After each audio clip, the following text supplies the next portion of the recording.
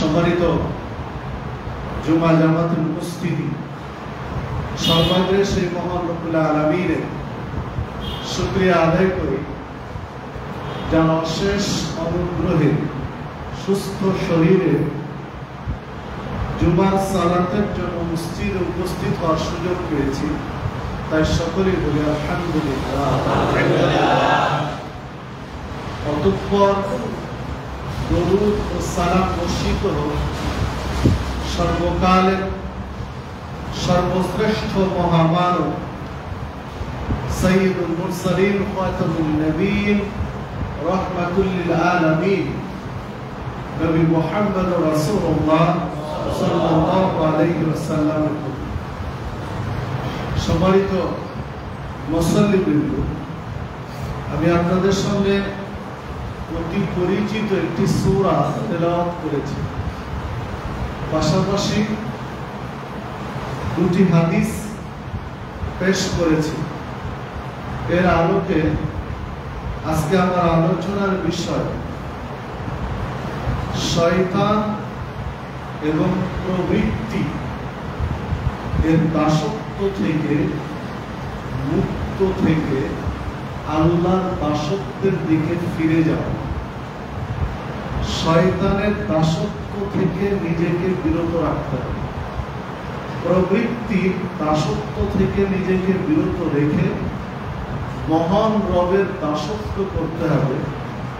এই মর্মে কিছু কথা বলে খুতবার ইতিটানব ইনশাআল্লাহ।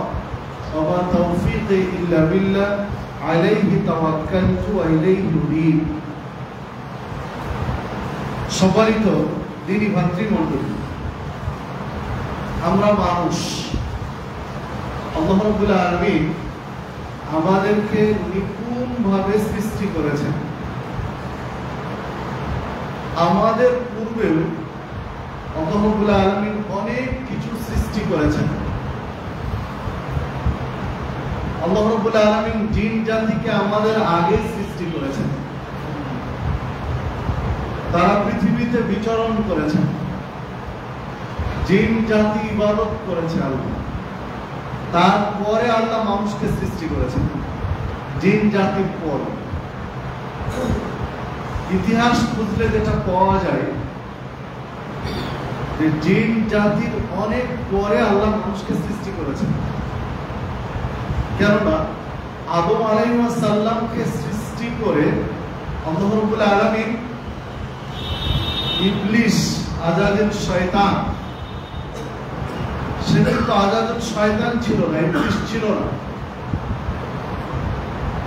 জিন জাতির মধ্য থেকে আল্লাহ রাব্বুল আলামিনের ইবাদত বন্দেগী করে আল্লাহর পছন্দনীয় বান্দা, আল্লাহর নিকটতম বান্দার অন্তর্ভুক্ত হয়েছে কিন্তু আজাদিল শয়তান। কিন্তু আল্লাহ রাব্বুল আলামিন মানুষকে শ্রেষ্ঠত্ব দিতে চাইলেন সৃষ্টিকুলের মধ্যে। তাই আদম আলাইহিস সালামকে সৃষ্টি করে ফেরেশতাদের বললেন সিজদা কর। সিজদা করলেন ফেরেশতাগণ, কিন্তু আজাদিল শয়তান সিজদা করে। তার মধ্যে অহংকারের বহিঃপ্রকাশ ঘটল, অহংকারী চিন্তা তার ভিতরে আসলো। সে অহংকারটা কি? মানুষকে আল্লাহ মাটি থেকে সৃষ্টি করেছেন, আদম আলাইহিস সালামকে আল্লাহ রাব্বুল আলামিন মাটি থেকে সৃষ্টি করেছেন, আর আমাকে সৃষ্টি করেছেন আগুন থেকে। মাটি যদি এক জায়গায় ছেড়ে দেওয়া হয় তাহলে মাটি নিচের দিকে যায়, উপরে যায় না। আগুন জ্বালিয়ে দেওয়া হলে আগুন উপরে যায়, নিচে যায়। তাহলে আগুনের ধর্ম, আগুনের স্ফুলিঙ্গ উপরে যাওয়া, মাটি নিচে যাওয়া। তাহলে আগুন জিন জাতি আমি কিভাবে আদমকে সৃষ্টি করতে পারি, এটা ছিল তার লজিক, তার যুক্তি। এই উদ্ধত্ত আচরণ করে, অহংকার প্রকাশ করে, এই যুক্তি খাড়া করে ইবলিস আদম আলাইহিস সালামকে সিজদা করলো। শুরু হলো এইখান থেকে সমস্যা। আল্লাহ রাব্বুল আলামিন অভিশাপ দিয়ে তাকে তাড়িয়ে দিলেন, বিতরণ করলেন, দূরে সরিয়ে দিলেন। আদম আলাইহিস সালামকে সিজদা না করার কারণে ইবলিস অভিশপ্ত হয়েছে। আর একটু গভীরে গেলে আল্লাহ রাব্বুল আলামিনের আনুগত্য বা নির্দেশ না মানার কারণে ইবলিস অভিশপ্ত হয়েছে। আল্লাহ রাব্বুল আলামিনের নির্দেশকে অমান্য করার কারণে, সেই নির্দেশটা কি? আদম আলাইহিস সালামকে সিজদা করা। এই নির্দেশ অমান্য করার কারণে ইবলিস হলো অভিশপ্ত। আল্লাহ রাব্বুল আলামিনের কাছে ইবলিস চ্যালেঞ্জ ছুড়ে দিল যে তোমার এই বান্দাদেরকে আমি জাহান্নামের খড়ি বানিয়েছি। যা সূরা সাদের ৭৫ নম্বর আয়াতের থেকে শুরু করে বেশ কয়েকটি আয়াতে আল্লাহ রাব্বুল আলামিন তুলে ধরেছেন ওই ঘটনা, যে তোমার এই বান্দাদেরকে, বনু আদমকে আমি জাহান্নামের খড়ি বানিয়েছিলাম। আল্লাহ রাব্বুল আলামিন বললেন সালেহ বান্দাদের কি পারবে, যারা সালেহ বান্দা তারা পারবে, বাকিরা যাবে। ওই যে সেই দিন থেকে শুরু হয়েছে ইবলিস এবং বনু আদম এর শত্রুতা। সেই দিন থেকে শুরু হয়েছে, আজ পর্যন্ত অব্যাহত রয়েছে, কিয়ামত পর্যন্ত এটা অব্যাহত থাকবে। সম্মানিত উপস্থিতি, তো চলুন, আল্লাহ রাব্বুল আলামিন আপনাকে আমাকে কেন সৃষ্টি করলেন? আল্লাহ রাব্বুল আলামিন আপনাকে আমাকে সৃষ্টি করলেন তার ইবাদত করার জন্য। ওমা খালাকতুল জিন্না ওয়াল ইনসা ইল্লা লিয়াবুদুন। আল্লাহ বলেন আমি মানুষ এবং জিনকে সৃষ্টি করেছি আমার ইবাদত করার জন্য। তাহলে আপনি আমি সৃজিত হয়েছি, আপনাকে আমাকে সৃষ্টি করা হয়েছে, পৃথিবীতে পাঠানো হয়েছে সৃষ্টিকর্তার দাসত্ব করার জন্য, ইবাদত করার জন্য। তিনি হলেন মাহবুব, উপাস্য, আর আপনি আমি হলাম আব্দ, তার দাস। সৃষ্টি কোন স্রষ্টার দাসত্ব করবে, এটাই হচ্ছে নিয়ম, এটা হচ্ছে বিধান। তো আপনি আমি যেহেতু তার সৃষ্টি, তিনি স্রষ্টা, তার দাসত্ব করব। এই দাসত্ব করব কিভাবে? ইবাদত। এই ইবাদতটা দেখানোর জন্য দাসত্ব করার কাইফিয়াত, পদ্ধতি, নিয়ম, হুকুম, আহকাম কেমন হবে, এটা বাস্তবতার নিরিখে শিখানোর জন্য আল্লাহ রাব্বুল আলামিন সময়ের প্রয়োজন অনুযায়ী নবী এবং রাসূলদেরকে পৃথিবীতে পাঠিয়েছেন। প্রত্যেকটা নবী এবং রাসূল মানুষ ছিলেন। যে নবী এবং রাসূলদের নাম আমরা জানি, 25 জন নবী এবং রাসূলের নাম আল্লাহ রাব্বুল আলামিন কোরআন মাজিদের মধ্যে নিয়ে এসেছেন। 25 জন নবী এবং রাসূলের প্রত্যেকেই ছিলেন মানুষ। হাদিসে অনেক নবী এবং রাসূলের নাম এসেছে, তাফসিরে এসেছে। যে সকল নবী এবং রাসূলের নাম পাওয়া যায় হাদিসে কিংবা তাফসিরে কিংবা কোরআন মাজিদে, প্রত্যেকেই ছিলেন মানুষ। এখানে ছোট্ট একটু হিকমত রয়েছে, যে প্রত্যেক নবী রাসূলকে মানুষ হিসাবে প্রেরণ পাঠিয়েছেন কেন আল্লাহ রাব্বুল আলামিন? এর ছোট্ট হিকমতটা হলো যে ইবাদত করা পরিশ্রমের কাজ, সাধনার কাজ, কিছুটা কষ্টের কাজ। তো যদি নবী রাসূলগণ মানুষ না হতেন, ফেরেশতাদের মধ্যে হতেন বা জিনের মধ্যে হতেন, তাহলে মানুষ যুক্তি খাড়া করত যে এই পরিশ্রম 30 দিন ব্যাপী সিয়াম সাধনা করে, একটানা সিয়াম সাধনা করতে হবে 30 দিন, এটা তো অল্প স্বল্প সাধনার বিষয় নয়। এটা কেন পেরেছিলেন নবী রাসূল? উনি তো মানুষ ছিলেন না, জিন ছিলেন বা ফেরেশতা ছিলেন, তাই পেরেছিলেন। মানুষ হলে বুঝতে পারতেন এটা কি করেছিল। এই যুক্তি খারাপ হতো, এটা বিশ্লেষকগণ এই বিশ্লেষণগুলো করেছেন। 5 ওয়াক্ত সালাত, শীত কি আর গ্রীষ্ম কি, বর্ষা কি আর গরম কি, আবহাওয়া অনুকূল কি আর প্রতিকূল কি, ফজরের সালাত জামাতে আদায় করতে হবে, এশার সালাত জামাতে আদায় করতে হবে, শত ব্যস্ততা ফেলে দিয়ে, মিছিল ফেলে দিয়ে জোহরের সালাত আদায় করতে হবে, আসরের সালাত আদায় করতে হবে, ব্যবসা বাণিজ্য সব ফেলে দিয়ে মাগরিবের সালাত আদায় করতে হবে টাইম টু টাইম। সারা বছর 365 দিন একই নিয়মে একই সময়ে শৃঙ্খলাবদ্ধভাবে ইবাদত করতে হবে। এটা নবী রাসূলগণ কেন পেরেছিলেন? কারণ তিনি মানুষ ছিলেন না তাই পেরেছিলেন, ফেরেশতা ছিলেন তাই পেরেছিলেন, জিন ছিলেন তাই পেরেছিলেন। মানুষ বলে বুঝতে পারতেন যে এটা কি পরিশ্রমের কাজ। এই ধরনের যুক্তি খাড়া করার সুযোগ ছিল মানুষের। এই যুক্তি যেন খাড়া করতে না পারেন, আল্লাহ রাব্বুল আলামিন মানুষের মধ্যে নবী রাসূল পাঠিয়েছেন যে তিনিও রক্তে মাংসে গড়া একজন মানুষ, একজন মায়ের গর্ভ থেকে পৃথিবীতে আসা একজন মানুষ। আমাদের যেমন ঘুমের প্রয়োজন হয়, তাদেরও ঘুমের প্রয়োজন ছিল। আমাদের যেমন ক্ষুধার তীব্র যন্ত্রণা হয়, তাদেরও ক্ষুধার তীব্র যন্ত্রণা ছিল। আমাদের যেমন প্রাকৃতিক প্রয়োজন হয়, প্রাকৃতিক প্রয়োজন পূরণ করা দরকার হয়, তাদেরও এই দরকারগুলো ছিল। তাদেরও ক্লান্তি ছিল, বিশ্রাম ছিল, সবকিছু ছিল। বিধায় তারা যেহেতু পেরেছেন, আপনি আমি এটা পারবো, আপনি আমি এটা সক্ষম। লাকাদ কানা লাকুম ফি রাসূলিল্লাহি উসওয়াতুন হাসানাহ, সূরা আহজাবের মধ্যে 21 নম্বর আয়াত আল্লাহ রাব্বুল আলামিন উল্লেখ করেছেন, তোমাদের জন্য সর্বোত্তম আদর্শ মডেল মুহাম্মদ সাল্লাল্লাহু আলাইহি ওয়াসাল্লামের মধ্যে নিহিত রয়েছে। মানে নবী মুহাম্মদ সাল্লাল্লাহু আলাইহি ওয়াসাল্লাম আপনার আমার জন্য মডেল আদর্শ। তিনি একজন মানুষ হয়ে যদি এগুলো সবকিছু করতে পারেন, তাহলে আপনি আমি এটা করতে পারেন। তার দাসত্ব প্রকাশ করতে পারবো রব্বুল আলামিন। সবার একটু উপস্থিতি, আল্লাহ রাব্বুল আলামিন মানুষকে 1 মাস সিয়াম সাধনা করা ফরজ করে দিলেন মানুষের জন্য। ইবাদত জিন এবং মানুষের জন্য। তো আমরা মানুষ হিসেবে মানুষের সাইডটাই তুলে ধরি, মানুষের বিষয়টা আমরা আলোকপাত করি, যেহেতু আমরা যারা উপস্থিত সবাই জানি।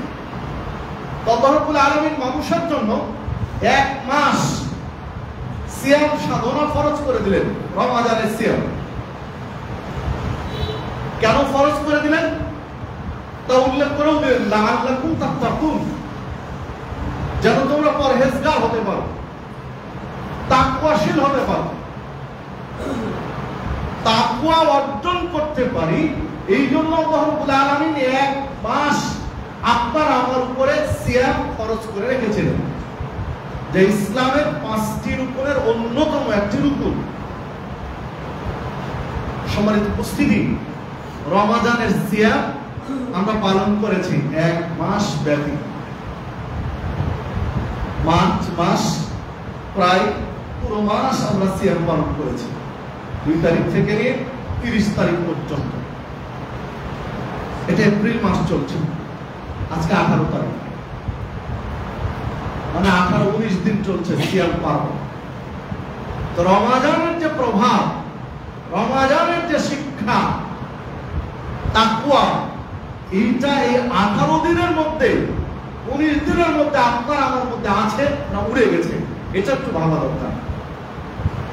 যেটা আমার আলোচনার সাথে সম্পৃক্ত, রিলেটেড একটা বিষয়, যে দাসত্ব করতে হবে রবে, কিন্তু দাসত্ব করছি প্রবৃত্তির শয়তান। দাসত্ব কিভাবে করতে হবে, রবের দাসত্ব কিভাবে করতে হবে, আল্লাহ রাব্বুল আলামিন 1 মাস আপনাকে আমাকে ট্রেনিং দিয়েছেন, শিখিয়েছেন। কিভাবে দেখুন, রমাদানে সাহারি খাচ্ছি, সাহারি খেতে খেতে হালাল খাবার, বৈধ খাবার, হালাল জিনিস হালাল কিনেছি, সাহারি খাচ্ছি, আজান শুরু হয়েছে, খাওয়া বন্ধ করে দিয়েছি। আজান শুরু হয়েছে, খাওয়া বন্ধ করে দিয়েছি, আর নয়। একেবারে এই সময় থেকে নিয়ে ফজরের আজান থেকে নিয়ে মাগরিব পর্যন্ত আপনি আমি সকল ধরনের খাদ্য এবং পানীয় থেকে বেঁচে থেকেছি, বিরত থেকেছি। পেটে ক্ষুধা আছে, পিপাসার তীব্রতা রয়েছে, হাতের নাগালে পানি রয়েছে, কিন্তু পান করিনি। কেন করিনি? যে এই সময়ে মহান রব্বুল আলামিন আপনাকে আমাকে নিষেধ করেছেন। তিনি তার দাসত্ব করতে বলেছেন, তার হুকুম মেনে নিতে বলেছেন, তার নির্দেশ যে এই সময়ে কোনো খাবার ও পানীয় খাওয়া যাবে না, হয় ওহিয়ে মাকফু কিংবা ওহিয়ে গায়ের মাকফু, কোরআন কিংবা সহিহ সুন্নাহ, এই দিয়ে আল্লাহ রাব্বুল আলামিন এবং তার নবী মুহাম্মদ সাল্লাল্লাহু আলাইহি ওয়াসাল্লাম নিষেধ করে রেখেছেন। তো ক্ষুধার তীব্রতা রয়েছে বা পিপাসার তীব্রতা রয়েছে, হাতের নাগালে খাবার আছে, পানি রয়েছে, তারপর খাচ্ছি তার দাসত্ব প্রকাশ করার জন্য। ইফতার নিয়ে বসেছি, ইফতার নিয়ে বসেছি, বারবার টাইম দেখছি, ঘড়ি দেখছি, মোবাইলের স্ক্রিনে খেয়াল রাখছি যে সূর্য এখনো 2 মিনিট, 3 মিনিট, 4 মিনিট ডুবতে বাকি আছে, ইফতার খাচ্ছি। অথচ খাবার আপনার আমার চোখের সামনে। যে খাবারগুলো রয়েছে, খাবারগুলো আপনার আমার হালাল খাবার, বৈধ খাবার আপনার আমার সামনে রয়েছে। খেজুর রয়েছে, বৈধ খাবার, মুড়ি, মুরগি, ছোলা, দুধ, বাদাম ইত্যাদি রয়েছে, বৈধ খাবার। হালাল খাবার, হালাল পানীয় চোখের সামনে রয়েছে, অথচ খাচ্ছি না। কেন? সময় হয় না, সময়ের আগে খেতে নিষেধ করা হয়েছে, এই জন্য খাচ্ছি না।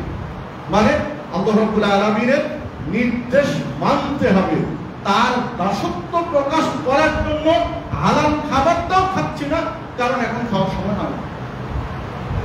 এই যে প্র্যাকটিস, এই যে সিস্টেম 1 মাস ধরে আপনি আমি চালু রেখেছি। মন চেয়েছে স্ত্রীর সাথে একটু আনন্দ করতে, নিজের চাহিদা, জৈবিক চাহিদা পূরণ করতে, কিন্তু আমি সিয়াম আছি, এই জন্য স্ত্রী রয়েছে, বৈধ স্ত্রী রয়েছে, তার সাথে আমি আমার চাহিদা পূরণের জন্য এগিয়ে যাই না, কেন? আমি সিয়াম আছি। এখন আমার জন্য এটা পাপ, এটা কাবিরা গুনাহ। এই অবস্থায় তার সাথে মিলিত হওয়া আমার জন্য কাবিরা গুনাহ। এই জন্য হালাল স্ত্রী থাকা সত্ত্বেও আমি নিজের চাহিদাকে দমন করে রেখেছি, আত্মসংবরণ বরণ করে রেখেছি, আত্মসংযম করছি। সবার উপস্থিতি, এই যে শিক্ষা মহান রব্বুল আলামিন 1 মাস ধরে দিলেন, এই শিক্ষা 1 মাসের জন্য কি সীমাবদ্ধ? জি না, এই শিক্ষা 11 মাস কার্যকর করতে হবে। এই শিক্ষা 11 মাস কার্যকর করতে হবে। সেটা কিভাবে? আপনার আমার অর্থের অনেক প্রয়োজন আছে, আপনার আমার টাকার অনেক প্রয়োজন আছে, আপনার আমার অর্থের কারণে নানান ধরনের জটিলতায় ভুগছি, কিন্তু বৈধ পন্থায় আমি কোনোভাবে অর্থ সংগ্রহ করতে পারছি না। সুদে লোন নিলে সম্ভব, সুদে লোন নিলে অর্থ কালেকশন করা সম্ভব, বৈধ পন্থায় আমি পাচ্ছি না। তখন কি? আত্মসংবরণ, আত্মসংযম করতে, যা রমাজান আমাকে শিখিয়ে দিয়ে গেছে, সিয়াম যা আমাকে শিখিয়ে দিয়ে গেছে, যে বৈধ জিনিস আল্লাহর নির্দেশের কারণে আপনাকে আমাকে বিরত থাকতে হবে। আর সুদ তো হারাম জিনিস, ওটা থেকে তো বাঁচতে বলেছেন আল্লাহ রাব্বুল আলামিন, বাঁচতে বলেছেন নবী মুহাম্মদ সাল্লাল্লাহু আলাইহি ওয়াসাল্লাম, বাঁচতে বলেছেন। তো হারাম ওটা তো চিরদিনের জন্যই হারাম। বৈধ জিনিস ক্ষণিকের জন্য আবার আপনার আমার জন্য হারাম ছিল, ক্ষণিকের জন্য নিষেধ ছিল, তাই বিরত ছিলাম বৈধ জিনিস থেকে। আর এটা তো স্থায়ীভাবে হারাম, এটা থেকে বাঁচতে হবে। ওই শিক্ষা এই সময় আপনি বাস্তবায়ন করেন। ওই শিক্ষা 11 মাস আপনাকে বাস্তবায়ন করতে হবে যে বৈধ জিনিস থেকে আমি বেঁচেছিলাম, আর এটা তো হারাম জিনিস। নিজের চাহিদাকে সংবরণ করতে হবে, আত্মসংযম করতে হবে।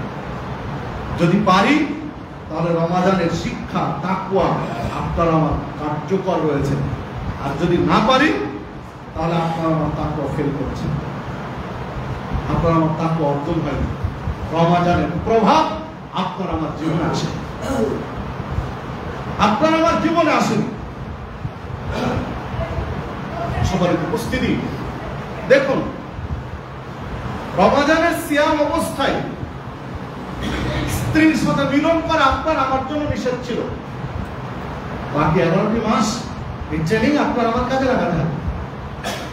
তার পিরিয়ড চলে, তার সাথে মিলন নিষেধ আছে।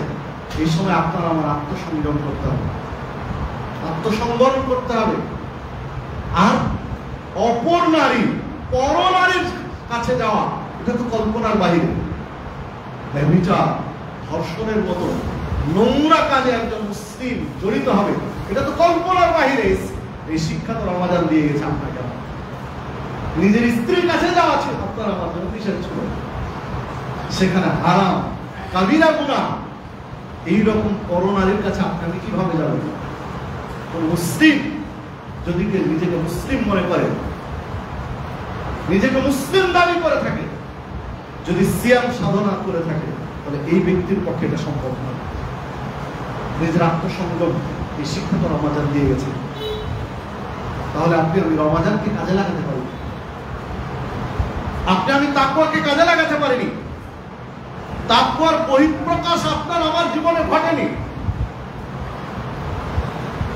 সম্মানিত উপস্থিতি, এইভাবে প্রত্যেকটা বিষয় একটার উপরে ফেলে।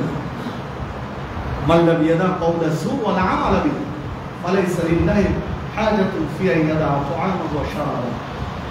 রাসূল সাল্লাল্লাহু আলাইহি ওয়াসাল্লাম বললেন, যে ব্যক্তি রমাদানের সিয়াম থেকে কওলা সু, মিথ্যা কথা এবং অশালীন কর্ম থেকে নিজেকে বিরত রাখতে পারলো না, ওই ব্যক্তির খাদ্য পানীয় থেকে বিরত থাকা, সিয়াম রাখার কোনো প্রয়োজন নেই আল্লাহ রাব্বুল আলামিনের কাছে। মানে সিয়াম থাকা অবস্থায় মিথ্যা কথা বলা যাবে না, অশালীন কর্ম করা যাবে না। এই শিক্ষা সিয়াম দিয়ে গেছে। এই তাকওয়ার প্রশিক্ষণ সিয়াম আপনাকে আমাকে দিয়ে গেছে। মানে 11টি মাস এটা আপনাকে আমাকে কাজে লাগাতে হবে।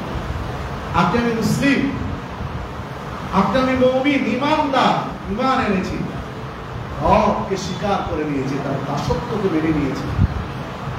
তাহলে আপনি আমি বাকি 11টি মাস মিথ্যা কথা এবং মিথ্যা কর্ম, অশালীন কথা এবং অশালীন কর্মের সাথে নিজেকে গুলিয়ে ফেলতে পারি, জড়িয়ে রাখতে পারি। যদি বিরত থাকতে না পারি, তো রমাদানের যে শিক্ষা, এই শিক্ষা আপনার আমার আসে, রমাদানের প্রভাব আপনার আমার জীবনে পড়ে, তাকওয়ার ট্রেনিং আপনার আমার কাজে লাগে। সবাই উপস্থিত যে কথা বলছিলাম, আল্লাহ রাব্বুল আলামিন কোরআন মাজিদে প্রবৃত্তি এবং শয়তান থেকে বাঁচার তাকিদ বহু জায়গায় বিভিন্ন ভাবে দিয়েছেন। রাসূলুল্লাহ সাল্লাল্লাহু আলাইহি ওয়াসাল্লাম বিভিন্ন ভাবে পাপ থেকে বেঁচে থাকার জন্য নসিহা করেছেন। যেমন তিরমিজি 2305 নম্বর একটি হাদিস, আল্লাহ রাসূল সাল্লাল্লাহু আলাইহি ওয়াসাল্লাম বলেছেন, ইত্তাকিল মাহারিমা তাকুন আবাদান নাস। তুমি সকল প্রকার হারাম থেকে বেঁচে থাকো, তাহলে ইবাদত গুজারি বান্দাদের মধ্যে শামিল হতে পারো। যা কিছু হারাম আছে, হারাম থেকে নিজেকে যদি বিরত রাখতে পারে, হারাম থেকে নিজের আত্মাকে যদি সংযম করে রাখতে পারে, তাহলে আপনি প্রকৃত ইবাদত গুজারি বান্দাদের কাতারে শামিল হন। এই শিক্ষা তো রমাদান তো আপনাকে আমাকে শিক্ষা দিয়েছে। 11টি মাস রমাদান সহ যদি আমি এটা করতে পারি তাহলে প্রকৃত বান্দা ইবাদতকারী বান্দাদের মধ্যে শামিল হতে পারবো। আল্লাহ রাব্বুল আলামিনের কৃতজ্ঞশীল বান্দা, শুকরিয়া আদায়কারী বান্দার সংখ্যা কম। দেখুন আল্লাহ রাব্বুল আলামিন সূরা বাকারা, সূরা কাসাস 50 নম্বর আয়াতে উল্লেখ করেছেন, আন্নামা ইয়াত্তাবিউনা আহওয়াআহুম, নিশ্চয় তারা তাদের প্রবৃত্তির অনুসরণ করে, তাদের খেয়াল খুশির দাসত্ব করে। ওমান আযাল্লু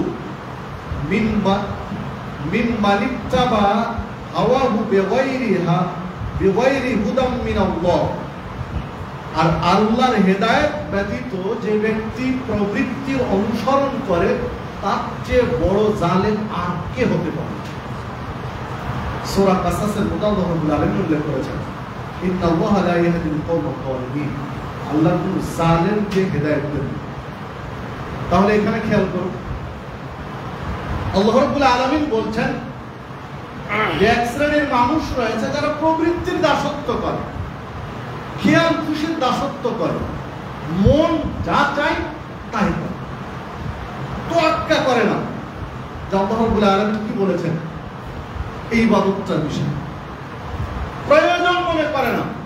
নবী মুহাম্মদ সাল্লাল্লাহু আলাইহি ওয়াসাল্লাম কি তরিকা, কি পন্থা দিয়েছেন এই ইবাদতটা, প্রয়োজন মনে করে, খামখেয়ালি তার যেভাবে খুশি সেভাবে এটা করে, প্রবৃত্তির অনুসরণ করে।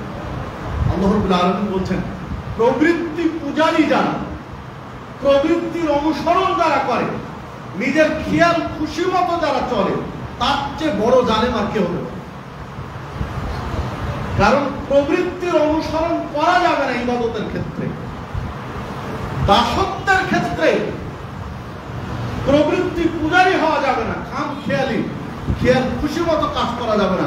এই জন্য আল্লাহ রাব্বুল আলামিন যুগে যুগে বহু নবী এবং রাসূলকে পাঠিয়েছেন। নিজের মতো করে আপনি ইবাদত করবেন, নিজের মতো করে জীবন যাপন করবেন, ধর্মীয় বিষয়গুলোতে মন যা চায় তাই করবেন। এই জন্য আপনার মন চেয়েছে একটু সিগারেট খাবো, আপনার মন চেয়েছে যে জর্দা দিয়ে 1 কিলো পান খাবো, আপনার মন চেয়েছে, মন বলছে একটু দাঁতে গুল দেই, আপনার মন চেয়েছে যে একটু মোবাইলে অশ্লীল একটা গান শুনি, মন চাচ্ছে যে মোবাইলে একটু ব্লু ফিল্ম দেখি, মন চাচ্ছে কি বল সবাই করছে আমিও একটু তাদের সাথে আড্ডা দিই, মন চাচ্ছে নারীদেরকে টিট করা হচ্ছে আমি একটু মজা নেই। এই যে প্রবৃত্তি মন চাচ্ছে, তাই আপনিও করছেন, মানে আপনি প্রবৃত্তির দাসত্ব করছেন। এইটার জন্য আপনাকে আমাকে সৃষ্টি করা হবে, এইটার জন্য মন মতো আপনি চলবেন। এই জন্য নবী রাসূলদেরকে পাঠানো, নবী রাসূলদেরকে পাঠানো হয়েছে। তারা কিভাবে জীবন যাপন করেছেন তাদেরকে আইডল হিসাবে সামনে রেখে, তাদের আদর্শকে সামনে রেখে আপনার জীবন গুছিয়ে চলতে হবে। এই জন্য তাদেরকে পাঠানো হয়েছে। প্রবৃত্তির অনুসরণ করলেন, প্রবৃত্তির পুজো করলেন, মানে হেরে গেলেন না। চলুন সামনে আরো 2-1টি আয়াত নিয়ে আসি, তাহলে আরো সহজভাবে বুঝতে। আল্লাহ রাব্বুল আলামিন তার নবী মুহাম্মদ সাল্লাল্লাহু আলাইহি ওয়াসাল্লামকে বলছেন, আরাআইতু, আপনি কি দেখেছেন, মানিত্তাখাযা ইলাহাহু হাওয়াহু, ওই ব্যক্তিকে যে তার প্রবৃত্তিকে ইলাহ বানিয়ে নিয়েছে। আল্লাহ বলছেন যে আমাকে ইলাহ না মনে করে তার প্রবৃত্তিকে ইলাহ মনে করে নিয়েছে। আপনি কি তাকে দেখেছেন? আল্লাহ রাব্বুল আলামিন নবী মুহাম্মদ সাল্লাল্লাহু আলাইহি ওয়াসাল্লামকে জিজ্ঞাসা করছেন। এরপর আল্লাহ রাব্বুল আলামিন বলছেন, আফা আনতা তাকুনু আলাইহি ওয়াকিলা, আপনি কি তাদের জিম্মেদার হবেন যারা নিজের প্রবৃত্তিকে, নিজের খেয়াল খুশিকে ইলাহ বানিয়ে নিয়েছে, আপনি তাদের জিম্মেদার হবেন, জামিনদার হবেন জান্নাতে নিয়ে যাওয়ার জন্য? সূরা ফুরকান 43 নম্বর আয়াত। মানে পৃথিবীতে এক শ্রেণীর মানুষ রয়েছে যারা ইলাহ বানিয়ে নিয়েছে তাদের প্রবৃত্তিকে, তাদের চাওয়া পাওয়াকে, খেয়াল খুশিকে ইলাহ বানিয়ে নিয়েছে, যে মন যা চায় তাই করে। আল্লাহ কি বলেছেন, ইলাহ কি বলেছেন, প্রয়োজন মনে করে। এই ইবাদতের বিষয়ে আল্লাহ কি বলেছেন, ইলাহ কি বলেছেন, কিছু মনে করে। সম্মানিত উপস্থিতি, আল্লাহ রাব্বুল আলামিন অন্য একটি আয়াতে বলেছেন যে তোমরা তোমাদের আলেমদেরকে রব হিসেবে বানিয়ে নিও না, আলেমদেরকে রব বানিয়ে নিও না। তখন আল্লাহ রাসূল সাল্লাল্লাহু আলাইহি ওয়াসাল্লাম একটা প্রসঙ্গে বলছিলেন ইহুদিদের একটা গ্রুপকে, যে তোমরা তোমাদের নেতাদেরকে রব বানিয়ে নিয়েছো। তখন উনি বলছেন, এটা কিভাবে? আমরা তো আমাদের নেতাদেরকে, আমাদের পাদ্রীদেরকে, আমাদের আলেমদেরকে তো রব বানিয়ে নেই। তাহলে কি করো? তো ওনারা যেটা বলে সেটা আমরা মেনে চলি, ওনারা যেটা নিষেধ করে সেটা আমরা বর্জন করি, এটাই তো রব বানিয়ে নিয়েছে। আলেমরা যেটা বলবেন সেটা মেনে চলবে, যেটা নিষেধ করবেন সেটা ছেড়ে দিবে, তাকে হুবহু মেনে নিবে, তার অঙ্গ অনুসরণ করবে, এটাই তো তাকে রবের আসনে বসিয়ে দেবে। তোমাকে দেখতে হবে যে ওই আলেম যেটা বলছেন, যেটা করতে নির্দেশ দিয়েছেন, এটা রব বলেছেন কিনা, এটা রাসূল সাল্লাল্লাহু আলাইহি ওয়াসাল্লাম বলেছেন কিনা, যেটা আলেম নিষেধ করছেন সেটা রাসূল সাল্লাল্লাহু আলাইহি ওয়াসাল্লাম নিষেধ করেছেন কিনা, আল্লাহ নিষেধ করেছেন কিনা, এটা দেখতে হবে। তোমরা এটা দেখো, আল্লাহ রাব্বুল আলামিনের বিধান যেমন মেনে নিতে হবে, নিষেধ ছেড়ে দিতে হবে, ঠিক আলেমদেরকে তোমরা ওই জায়গায় বসিয়ে রেখেছো, রবের জায়গায় বসিয়ে ফেলেছো। ভাবোই না, চিন্তাই করো না যে আলেমদের এই কথাগুলো কোরআন এবং সুন্নাহ ভিত্তিক হচ্ছে কি, এটা ভাবো না। মানে একদম কোরআন এবং সুন্নাহর মতো করে তাদের কথাগুলো হুবহু মেনে নিয়েছে, অন্ধ অনুসরণ করছে, মানে তো তাদেরকে রবের জায়গায় বসিয়ে দিয়েছে।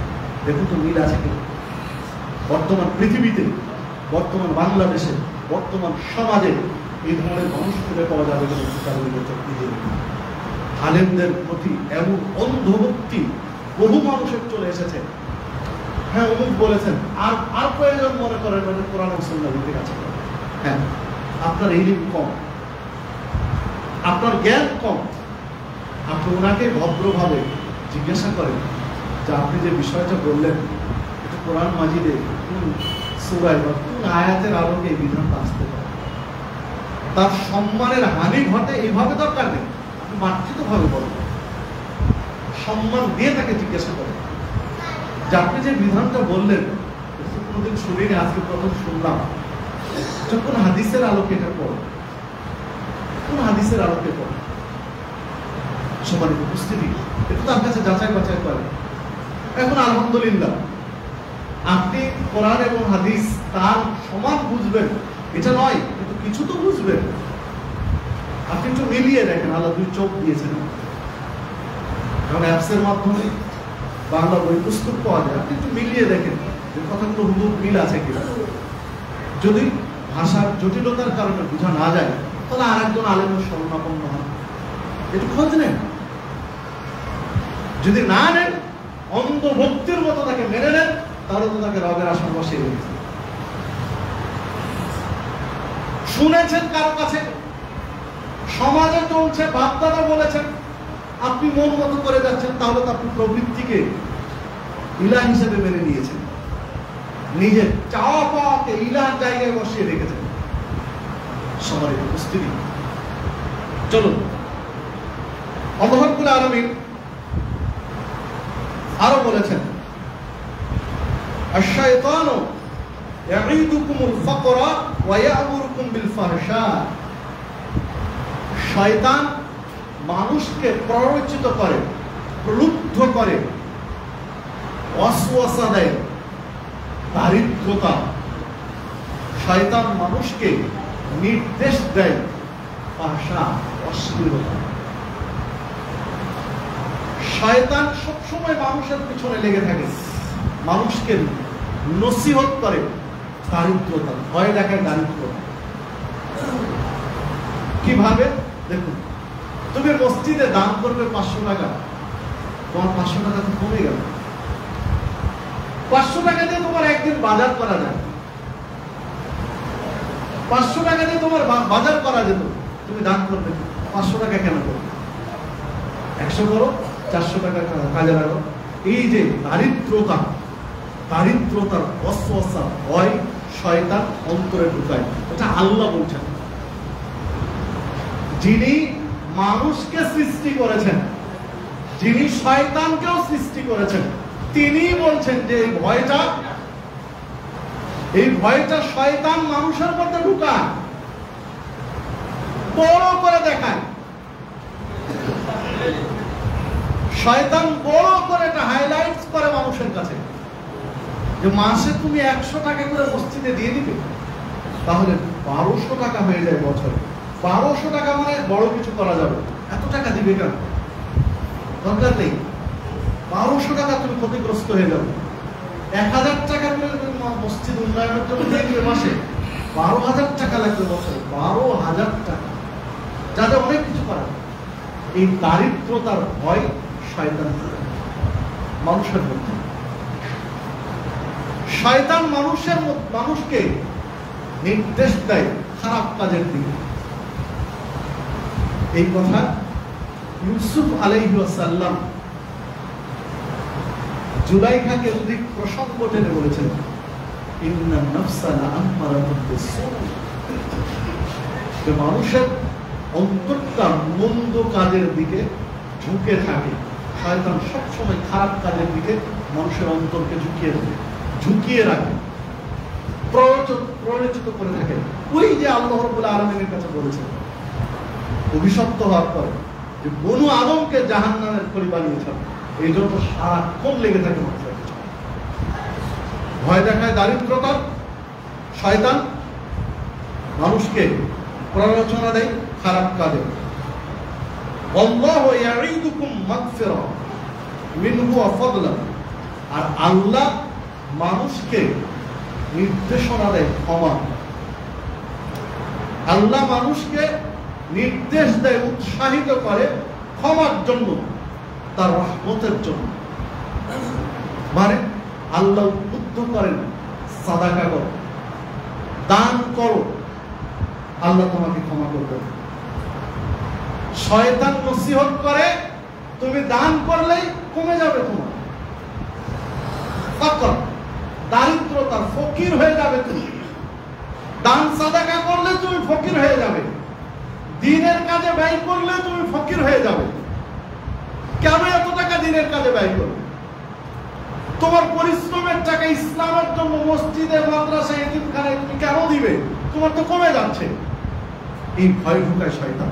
আর আল্লাহ দেখান যে না, আল্লাহ তোমাকে রিজিক দিয়েছেন, রিজিক থেকে তার পথে খরচ করো, আল্লাহ তোমাকে ক্ষমা করবে, আল্লাহ তোমাকে বাড়িয়ে দিবেন। এই নসিহত আল্লাহ দেন। আর শয়তান নিয়ে যায় এইদিকে, আমরা হেরে যাই শয়তানের কাছে। আল্লাহর নসিহতের চেয়ে শয়তানের নসিহত আপনার আমার জীবনে বেশি প্রভাব ফেলে, বাস্তবতায়। দেখুন প্রত্যেকের জীবনে একটু নিজের আত্মাকে জিজ্ঞাসা করেন, সাদাকা করার ক্ষেত্রে আপনার মন কতটা আপনাকে বাধা দেয়। এত টাকা দিব কেন? একটু হিসাব করে দেখুন। যদি হাদিসে রয়েছে, আল্লাহ রাব্বুল আলামিন বলেছেন হাদিসে কুদসি, হে আদম সন্তান, তুমি দান করো, আমি দান করবো তোমাকে, তুমি আমাকে দাও, আমি তোমাকে দেব।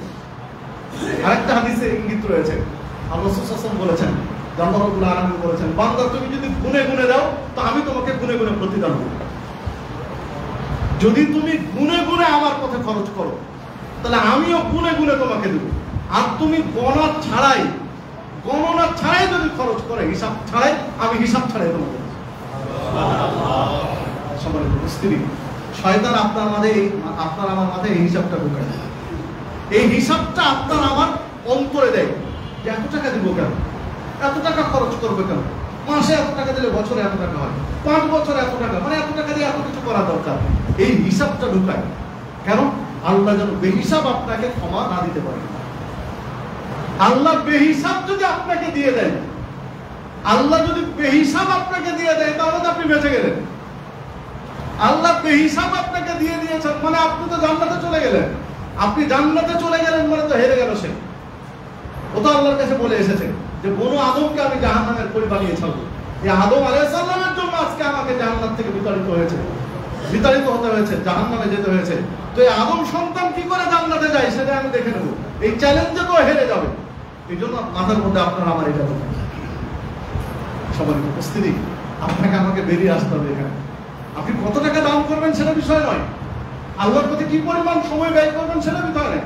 শুধু আমি সময় থাকলে আরো লম্বা আলোচনা এগুলো বোঝা যায়। শুধু টাকা দিয়ে উদাহরণ দিচ্ছে, টাকা নয়, সময়ও তাই। আপনি একজন ব্যবসায়ী দোকানে বসে আছেন, ও আপনার মাথার মধ্যে ঢুকায় জোহরের সালাদ মানে অন্তত আধা ঘন্টা সালাদ করতে যাবো, 5-7 মিনিট আগে উজু করতে হবে, সালাদে দাঁড়াতে হবে, 15 মিনিট সালাদ চলবে, সালাদ পরে দোকানে আসতে আরো 10-15 মিনিট, সব মিলে আধা ঘন্টা সময় শেষ। আধা ঘন্টা মানে 3-4টা কাস্টমার বিদায় করা যেত, আমরা 1-1.5 হাজার টাকা এখানে আয় হতো। তাহলে সালাদের জন্য আমি যাবো কেন? তার চেয়ে ভালো উজু করে টুকটুক করে 4 রাকাত সালাদ দোকানের ভিতরে করে নিই। সালাদ তো করলাম, 4 রাকাত সালাদ 3 মিনিটে দোকানের মধ্যে পড়ে নেই, আমি তো সালাদ আদায় করলাম, মসজিদে এলাম আর আধা ঘন্টা সময় চলে যায়। এই যে ফিকরা, এই যে একটা চিন্তা, টাইম মেনটেন আপনার মাথার মধ্যে ঢুকিয়ে দিয়েছে, এইটাই ঢুকাচ্ছে শয়তান। আর আপনি এটা মেনে নিলেন মানে প্রবৃত্তির পূজা করছেন। এই আধা ঘন্টা সময় দেন, এই হিসাব ছাড়াই সময়টা দেন, আল্লাহ বাড়িয়ে দিন। কিভাবে বাড়াবে তিনি জানেন। ঠিক আসরে গিয়ে আবার আধা ঘন্টা, ঠিক মাগরিবে গিয়ে আবার আধা ঘন্টা, ঠিক এর সাথে গিয়ে আবার আধা ঘন্টা, প্রায় 4 ওয়াক্ত পড়ে যায় আপনার ব্যবসায়ী টাইমের মধ্যে। তাহলে 4 ওয়াক্তে আপনার 2 ঘন্টা, আমার 2 ঘন্টা সময় নষ্ট হয়ে যাবে। আমার বিজনেস থেকে 2 ঘন্টা সময় আমি অন্য জায়গায় চলে গেলাম। 2 ঘন্টা সময় অনেক কিছু করা যায়, অনেক কিছু ভাবা যায়, অনেক ইনকাম করা যায়। এই যে টাইমের একটা চিন্তা ফিকির মাথার মধ্যে ঢুকিয়ে দিয়েছে, এইটাই হলো শয়তান। 2 ঘন্টা নয়, আপনি হিসাব ছাড়া এখানে সময় ব্যয় করেন, 3 ঘন্টা ব্যয় করেন, আল্লাহ এমন জায়গায় পুষিয়ে দিবেন যে আপনি 5 ঘন্টাতেও তাই ইনকাম করতে পারতেন। কিভাবে? আল্লাহ রাব্বুল আলামিন বলছেন, ওয়া ইয়াত্তাকিল্লাহ ইয়াজআল লাহু মাখরাজা। যদি তুমি তাকওয়া অর্জন করতে পারো, আল্লাহর ভয়ে ভীতু হয়ে তার পথে সময় দিতে পারো, ইয়াজআল লাহু মাখরাজা, আল্লাহ তোমার একটা পথ বের করে দিবেন। ওয়া ইয়ারযুকুহু মিন হাইতু লা ইয়াহতাসিব, আল্লাহ তোমাকে রিজিক দিবেন এমন ভাবে যেটা তুমি কল্পনাও করতে পারো। এটা আল্লাহ বলেছে। আপনি হিসাব ছাড়া আল্লাহর পথে সময় দেন, হিসাব ছাড়া আল্লাহর পথে সময় ব্যয় করেন, অর্থ ব্যয় করেন, আল্লাহ আপনাকে হিসাব ছাড়াই দিবেন যেটা আপনি কল্পনাও করতে পারবেন না। আপনি ভাবতেও পারবেন না যেটা কিভাবে সম্ভব হবে, এটা কি করে হলো আপনি ভাবতেও পারবেন না। কথা আল্লাহ বলছেন সূরা তালাকের 2 নম্বর আয়াত। সবার একটু উপস্থিতি যে আজকে আলোচনা করছিলাম সূরা বাকারা 268 নম্বর আয়াত। আল্লাহ রাব্বুল আলামিন মানুষকে সতর্ক করছেন, ওয়ালা তাত্তাবিউ খুতুওয়াতিশ শায়তান, তোমরা শয়তানের পদঙ্ক অনুসরণ করো না, শয়তানের পথে চলো না, শয়তানের প্ররোচনায় নিজেকে গা ভাসিয়ে দিও না। ইন্নাহু লাকুম আদুউন মুবিন, কেননা সে তোমাদের প্রকাশ্য শত্রু। সূরা বাকারা 168, 208, সূরা আনাম 142, এছাড়া আরো কিছু আয়াতে ইঙ্গিতগুলো রয়েছে। শয়তান আপনার আমার প্রকাশ্য শত্রু, শয়তান প্রকাশ্য শত্রু। শয়তানের প্ররোচনায় নিজেকে ভাসিয়ে দিতে আল্লাহ নিষেধ করেছেন। সবার উপস্থিতি, এই শিক্ষাগুলো কাজে লাগাতে হবে। রমাজান আপনাকে আমাকে শিখিয়ে গেছে, রমাজান বিদায় নিয়েছে, দেখুন আপনারা আমার সেই চিরাচরিত আগের বদভ্যাসে আবার ফিরে এসেছে। নানান ধরনের দুষ্টুমি, নানান ধরনের বদমাইশি, নানান ধরনের নোংরামি, অশ্লীলতা রমাজানের আগে যেভাবে করতাম, রমাজান একটু কমেছিল, আবার বেড়ে গেছে। কারণ এটা শয়তানের প্রভাব। শয়তান রমাজানে বাধা ছিল, এগুলো একটু কম ছিল, শয়তানও ছাড়া পড়ে গেছে, আপনি আমি এদিকে পা বাড়িয়ে দিয়েছি। অথচ আল্লাহ রাব্বুল আলামিন বলছেন সে তোমাদের প্রকাশ্য শত্রু। সবারই উপস্থিতি, দেখুন আল্লাহ রাব্বুল আলামিন আপনাকে আমাকে শয়তানের অনুসরণ থেকে বাঁচতে বলেছেন, বেঁচে থাকতে হবে। রাসূল সাল্লাল্লাহু আলাইহি ওয়াসাল্লাম বলেছেন ইত্তাকিল্লাহ হাইতুমা কুনতুম, তুমি যেখানেই থাকো যেভাবেই থাকো আল্লাহকে ভয় করো, আল্লাহর ভয়ে ভিতর এই তাকওয়া অর্জন করতে পারলেই আপনি পাপ থেকে বেঁচে থাকবেন। আল্লাহর ভয় ভিতরে আসলে পাপ থেকে বেঁচে থাকবেন। ওয়াত্তাবি সাইয়্যাতাল হাসানাতা তামহুহা, যখনই কোনো পাপ হয়ে যাবে নিজের অজান্তে কিংবা নিজের আত্মার সাথে যুদ্ধ করে টিকতে পারলেন না, পাপ হয়ে গেল, প্রবৃত্তির কাছে হেরে গেলেন, পাপ হয়ে গেল, কি করবেন? ওয়াত্তাবি সাইয়্যাতাল হাসানাতা তামহুহা, পাপ হওয়ার সাথে সাথে একটা নেকির কাজ করবেন। এই নেকির কাজটা পাপটা মুছে দেবে। আল্লাহ সুবহানাহু ওয়া তাআলা বলেন যখনই পাপ হয়েছে, পাপ হয়ে গেছে, বুঝতে পারলে আমার পাপ হয়ে গেল, তৎক্ষণাৎ একটা নেকির কাজ করো। তাহলে নেকি আর পাপ, নেকি আর পাপ দুই পাল্লায়, এক পাল্লায় পাপ এক পাল্লায় নেকি, এটা কাটাকাটি হয়ে যাবে। পাপটা কেটে দিবে, নেকি স্থায়ী হয়ে যাবে। খুব চেষ্টা করছেন মিথ্যা থেকে বেঁচে থাকবে, একদিন দুই দিন তিন দিন চার দিন মিথ্যা কথা থেকে বেঁচেছেন, পঞ্চম দিনে পারলেন একটা মিথ্যা কথা বলে ফেললেন, মিথ্যা কথা হয়ে গেছে অজান্তে, তৎক্ষণাৎ ওযু করেন, 2 রাকাত সালাত পড়েন, আল্লাহর কাছে ক্ষমা চান, সিজদায় লুটিয়ে পড়ে ইস্তিগফার করেন, আস্তাগফিরুল্লাহ আল্লাযী লা ইলাহা ইল্লাল্লাহ। মিথ্যা বলে যে পাপটা হয়েছিল 2 রাকাত ইস্তিগফারের জন্য 2 রাকাত যে সালাত আদায় করেছেন, এই পাপ মিথ্যাটা পাপটাকে মুছে দেবে। এটা রাসূল সাল্লাল্লাহু বলেছেন। দেখুন, একটা মানুষকে ঠগিয়ে দিয়েছেন, প্রতারণা করেছেন, একটা বিপদে ফেলে দিয়েছেন, আপনি তৎক্ষণাৎ আর একটা উপকার করেন, টাকা দান করেছেন, মানে পাপ হওয়ার সাথে সাথে একটা নেকির কাজ করেন, তাহলে পাপটা মুছে দেবে। রাসূল সাল্লাল্লাহু আলাইহি ওয়াসাল্লাম শেষে কথা বললেন ওয়াখালিকিন নাসা বিখুলকিন হাসান, এবং মানুষের সাথে চলো সদাচরণ করো, মিলে মিশে চলো, রূঢ় আচরণ করো, নম্র আচরণ করো, তাহলে পরকালে বেঁচে যেতে পারবে। তিরমিজির মধ্যে হাদিসটি রয়েছে। আসুন আমরা কোরআন এবং সুন্নাহর যে শিক্ষা, রমাজান যে তাকওয়ার চর্চা আপনার আমার ভিতরে দিয়ে গেছে, সেটা বাকি 11টি মাসে কাজে লাগে।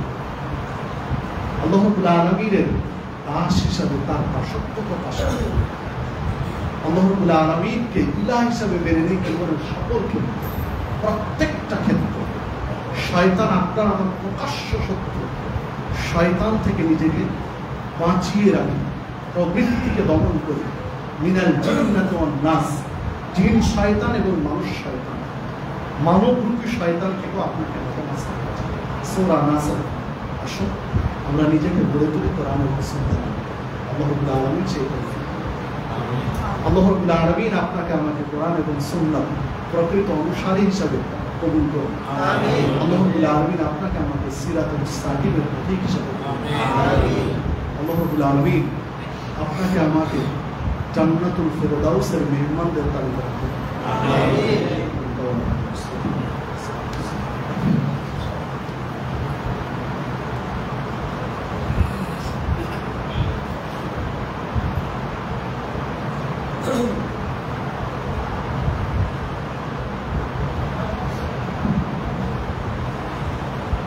সম্মানিত উপস্থিতি, একজন 4 মাসের প্রেগন্যান্সি অসুস্থ রয়েছেন, আপনাদের কাছে দোয়া চাইছেন, দোয়া করবেন আল্লাহ রাব্বুল আলামিন যেন তাকে সুস্থ করেন। আমিন। তার জন্য যেন কল্যাণকর ফয়সালা আল্লাহ রাব্বুল আলামিন করেন। আমিন। আল্লাহ রাব্বুল আলামিনের কাছে আরো প্রার্থনা জানাবো, ফিলিস্তিনি মুসলিম ভাই বোনদের উপরে যে নির্যাতন চলছে, আল্লাহ তুমি তোমার রহমতের চাদরে তাদেরকে আবৃত করো। আমিন। ইহুদি খ্রিস্টানরা যে জুলুম করছে, অত্যাচার করছে, যদি হেদায়েত তাদের নসিবে থাকে আল্লাহ হেদায়েত, আর যদি নসিবে হেদায়েত না থাকে আল্লাহ এমন দৃষ্টান্তমূলক শাস্তি দাও, পৃথিবীর ইতিহাসে যেন কোনো মুসলিম আর অমুসলিম মুসলিমদের উপরে চোখ রাঙাতে না পারে।